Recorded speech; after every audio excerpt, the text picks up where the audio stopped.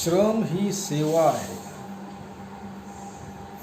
आणि श्रमाची सेवा सगळे मनुष्य करतात. लहान असेल, मोठा असेल,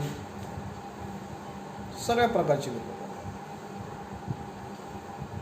श्रमाची ऊर्जा जी आहे ना, ऊर्जा ती पॉझिटिव्ह असते, सकारात्मक असते. श्रमाची ऊर्जा ही प्रत्येकाला त्याच्या आयुष्यात मदत करते. अनेक प्रकारचे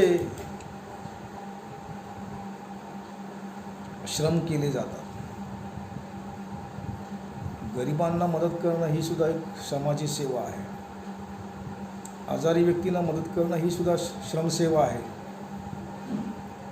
कोणी भुकेला असेल त्याला अन्नदान करणं ही सुद्धा श्रमसेवा आहे.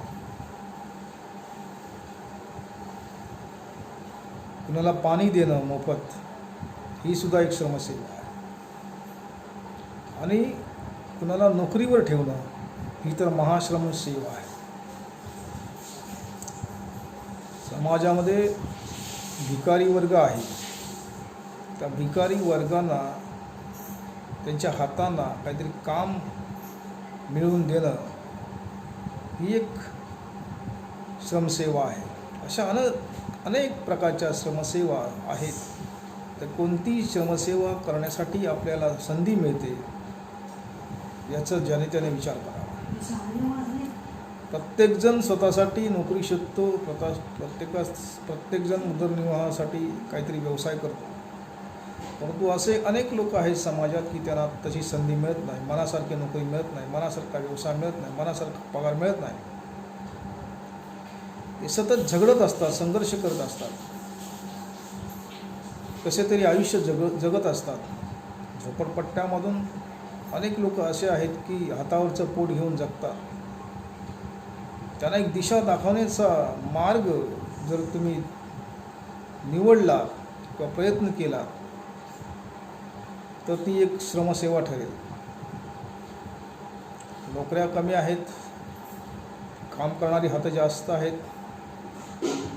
करायचं काय? तुम्ही जे धन मिळवलेलं आहे, तुम्ही जे पैसे मिळवले आहात ते समाजासाठी खर्च करा. तुमचं जे आयुष्य आहे ते समाजासाठी खर्च करा. समाजाचे ऋण फेडा. ज्याने तुम्हाला मार्ग दाखवला, ज्याने तुम्हाला मार्गदर्शन दिलं, त्यांना श्रमाचं दर्शन किंवा प्रदर्शन तुम्ही घडवायला पाहिजे. अनेक लोकांना मार्गदर्शक मिळतात जीवनामध्ये, अनेक लोकांना मिळत आहेत. मग ते सरळ क्लास लावतात, कौशल्य प्रशिक्षण घेतात. श्रम हा गुरु आहे, श्रम हा शिक्षक आहे, श्रम हा मार्गदर्शक आहे. अनेक लोकांनी हे दाखवून दिलेलं आहे की हे श्रम म्हणजे कोणती शक्ती आहे, त्याची काय ताकद आहे, त्याची क्षमता काय आहे. असे अनेक कंगोरे श्रमाच्या बाबतीत दाखवता येतील. श्रमातूनच सर्व निर्माण करता येतं आणि श्रमामार्फत सगळं जे आहे ते नष्ट करता येतं. उदय आणि अंत या दोन गोष्टी श्रमाकडे विपुल प्रमाणात आहेत आणि त्याचं नियंत्रण स्वतः श्रमच करतं. मनुष्याला दिशा दाखवतं. मनुष्य त्याचं जीवन आखीव रेखीव निर्माण करतो. अनेक गोष्टीतून मनुष्य तावून सुलाखून बाहेर पडतो आणि त्यातून मग स्वतःचं एक दैदिप्यमान असं जीवन, उत्तुंग असं जीवन तो निर्माण करतो. ते निर्माण आहे, ते निर्माण करण्याचं जे तत्त्व आहे त्याच्याशी लागेबंदे आहेत श्रमाचे. आणि श्रम या सर्वांवरती करडी नजर ठेवतो. आणि कोण जर आपल्या ध्येयापासून, तत्वापासून ढळत असेल तर त्याला पुन्हा रुळावर आणण्याचा प्रयत्न करतो, त्याला मार्ग दाखवतो, त्याचं जीवन घडवतो. आणि श्रमाची ही कसरत आहे ती जीवनामार्फत मनुष्य करत राहतो. मनुष्याला अनेक कसरती कवायती जीवनात कराव्या लागतात, अनेक तडजोडी कराव्या लागतात. अनेक संघर्ष करावे लागतात आणि त्या संघर्षातून जीवन जगवलं जातं, निर्माण केलं जातं.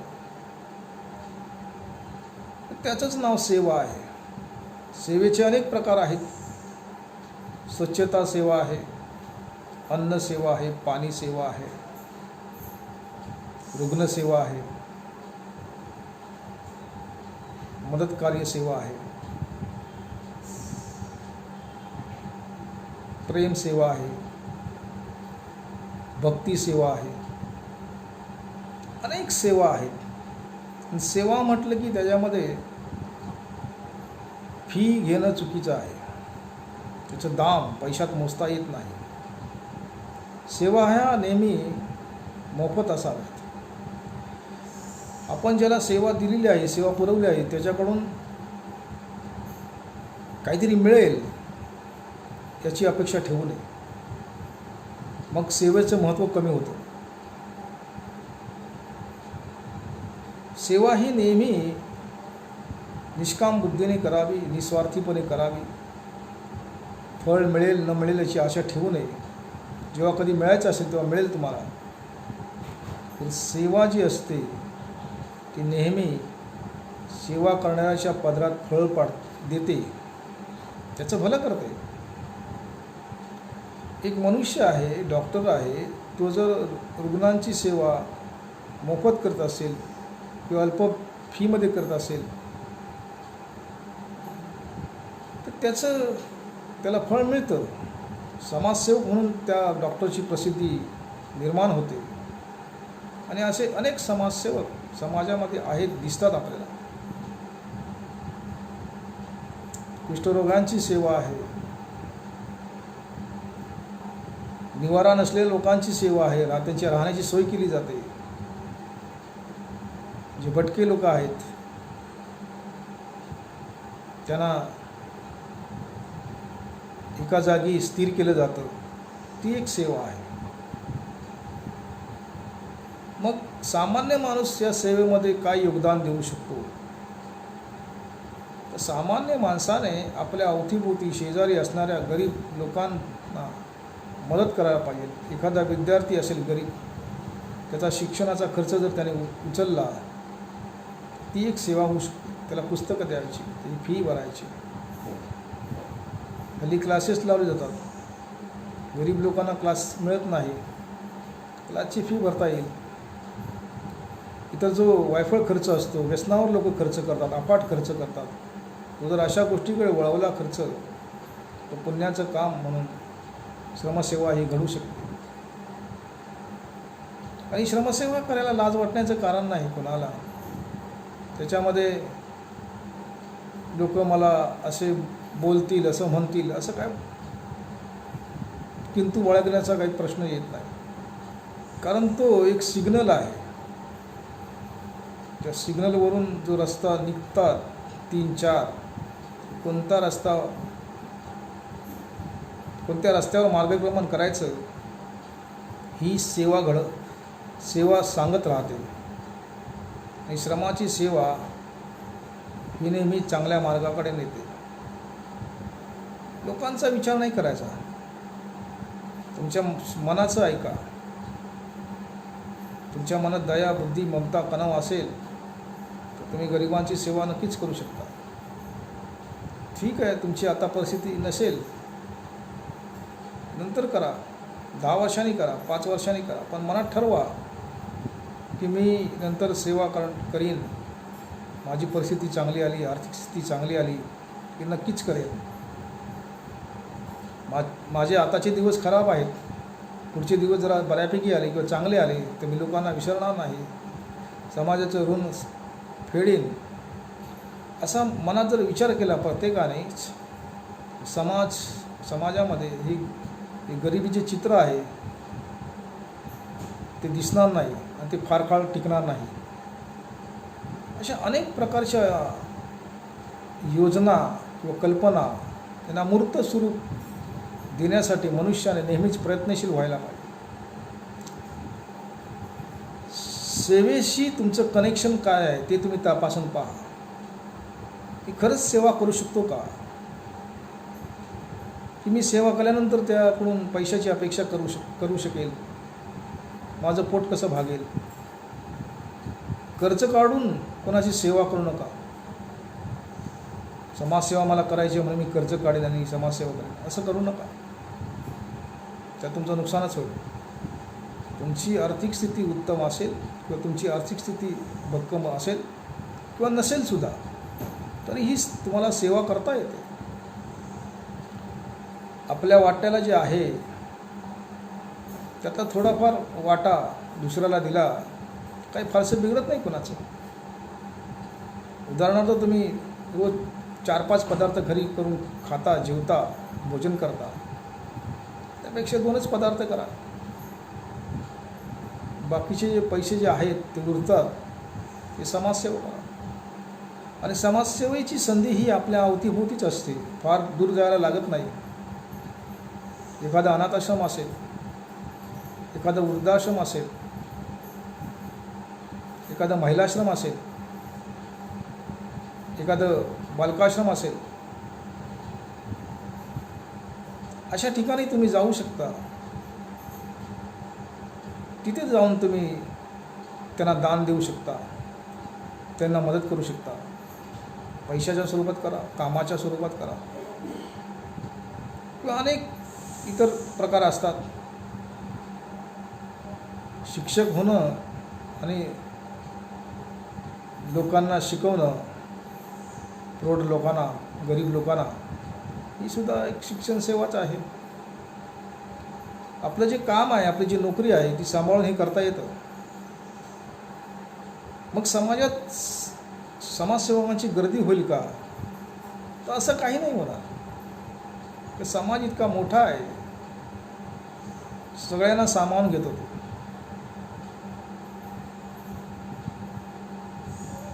मग माझं नाव होईल का, मला प्रसिद्धी मिळेल का, हा भाग तूर्त बाजूला ठेवा.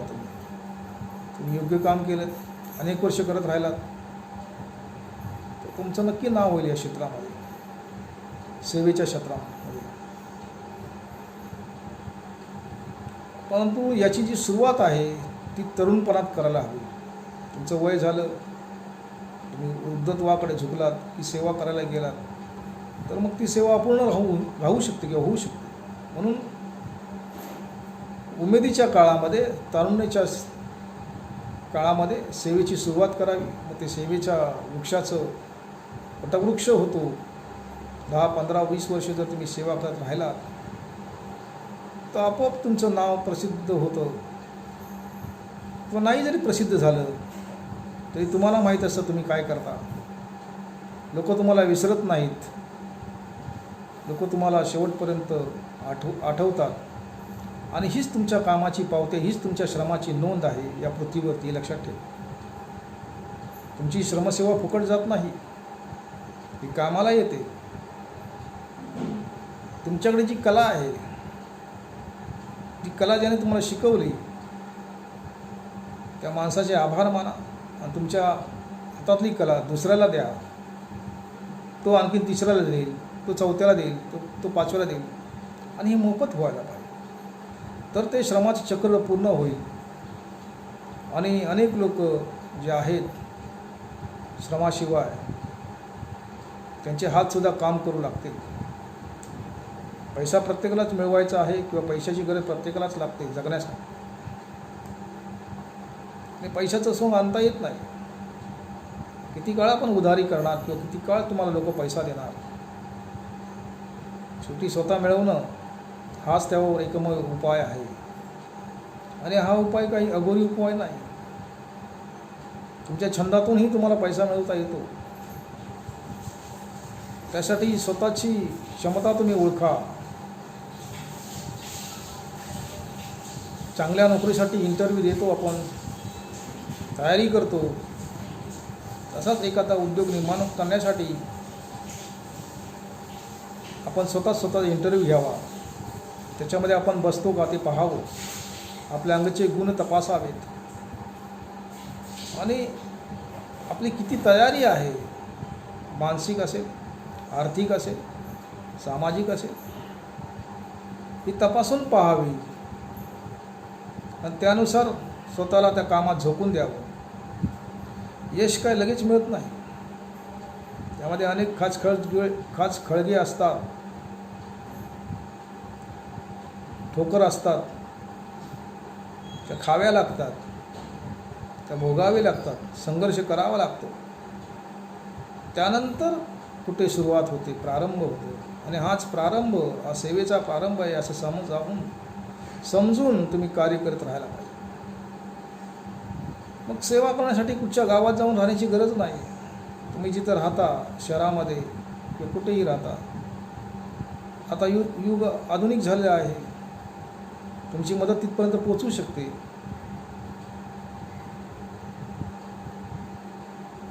आणि जी काही मदत करायची आहे ती स्वतःचं आयुष्य सांभाळून करावं. सेवा करण्याच्या नादात कर्जबाजारी होणं आताच्या काळामध्ये खूपच धोकादायक आहे. पण नंतर तुम्हाला माणसं ओळखणार सुद्धा नाहीत. उलट तुम्हाला सांगतील, जेव्हा पैसा होता तेव्हा याने वडवला, लोकांना दिला आणि आता स्वतः भीक मागतो. अशी परिस्थिती करून घेऊ नका. समाज फार क्रूर वागतो कधीकधी, पण समाज हा नेहमी स्वार्थी असतो. अनेकदा आपल्याला असे अनुभव येतात की आपण दुसऱ्यांना मदत करतो, पण तोच मनुष्य त्याची स्थिती चांगली सुधारली की आपल्याला विसरतो. उलट तोंडावर सांगतो का मेहरबानी केली नाही, तुमचं कर्तव्य होतं, तो काय केलं तुम्ही आमच्यासाठी. घरातच उदाहरण घ्यायचं तर मुलगा वडिलांना विचारतो, तुम्ही काय जन्म देऊन माझ्यावर उपकार केले नाही. असं घडतं. जन्मदात्यांना सुद्धा मुलं विसरतात. आणि हे जगात चालू आहे. कधीकधी ते असं थांबवता येऊ शकतं असं वाटतं, पण ते थांबवता येणं शक्य नाही. कारण मनुष्याचा गुण हा फार विचित्र असतो, स्वभाव फार विचित्र असतो. त्यासाठी श्रमसेवा ही महत्त्वाची मानावी आणि श्रमसेवा हीच ईश्वर सेवा आहे असं समजूनच आपलं काम करावं. अशा अनेक घटना असतात, अशा अनेक संधी निर्माण होतात की श्रमसेवा ही आपोआप घडली जाते. तुम्ही तुमची नोकरी करता, ही सुद्धा राष्ट्राची सेवा आहे, समाजाची सेवा आहे, तुमच्या कुटुंबाची सेवा आहे, तुमच्या स्वतःच्या शरीराची सेवा आहे. आणि ही महाश्रमसेवा आहे. हा जो ठेवा आहे तो जपून ठेवा, तो नक्कीच तुम्हाला कामाला येईल, उपयोगाला येईल. यासाठी फार काळ वाट पाहण्याची गरज नसते. तुम्हाला एखादा मार्ग सापडला, पहिल्यांदा करताना ही गोष्ट खूप त्रास होतो, मार्ग नीट सापडत नाही, खूप म्हणजे खूपच प्रसंग वाईट येतात. नक्की काय करावं, कसं करावं हेच कळत नाही. आजच्या इंटरनेटच्या युगामध्ये खूप काही सोपं आहे असं वाटतं, पण ते तितकंसं सोपं नाही. लोक पेपर वाचतात, टी व्ही पाहतात, विसरून जातात. तुमच्या कार्याची नोंद घेतली जात नाही. त्यासाठी दीर्घकाळ काम करणं, दीर्घ सेवा करणं हीच खरी मोठी सेवा आहे असं समजायला हरकत नाही. अनेक वेळा आपण असं समजतो की मी कुणीतरी बनावं, मी कुणीतरी व्हावं, लोकांनी मला ओळखावं. आणि ही संधी श्रमामध्ये आहे. तुम्ही कोणतंही कार्य करा, राजकारण करा, समाजकारण करा, तुम्ही डॉक्टर बना, वकील बना, ते सगळे धागे श्रमाशी बांधलेले आहेत. श्रमाशिवाय तुम्हाला कोणतीही गोष्ट करता येत नाही. ही गोष्ट नीट ध्यानात ठेवा, पक्की ठेवा. आणि त्यातूनच तुम्हाला एखादा क्ल्यू मिळतो, एखादा मार्ग सापडतो. आणि त्या मार्गाच्या मार्फत तुम्ही तुमच्या ध्येयाकडे, इप्सिताकडे जाता. आणि मग एका विशिष्ट उंचीवर जाऊन पोचलात, शिखरावर जाऊन पोचलात की मागे वळून पाहताना, त्याचं सिंहावलोकन करून पाहताना तुम्हाला असं आढळून येते की अरे, हाच तर श्रमाचा सोपा मार्ग आहे, हीच तर लोकांची सेवा आहे, हीच तर राष्ट्रांची सेवा आहे. इतकं सोपं होतं. पण पहिल्यांदा खाल्लेल्या खस्ता विसरू नयेत माणसाने. त्याचं नेहमी भान ठेवावं आणि ते भान वास्तविक असावं. एकदम काहीतरी करण्याच्या जोशामध्ये आपलं आहे ते गमावून बसण्यात काही हशील नाही. हळूहळू करा, हळूहळू करा, शिका, दुसऱ्यांना शिकवा, संघटित व्हा, त्यांना संघटित करा, मार्गदर्शन करा, मार्ग ओळखा. आणि हे करताना श्रमसेवा ही ईश्वराची सेवा हे तत्त्व अजिबात विसरू नका.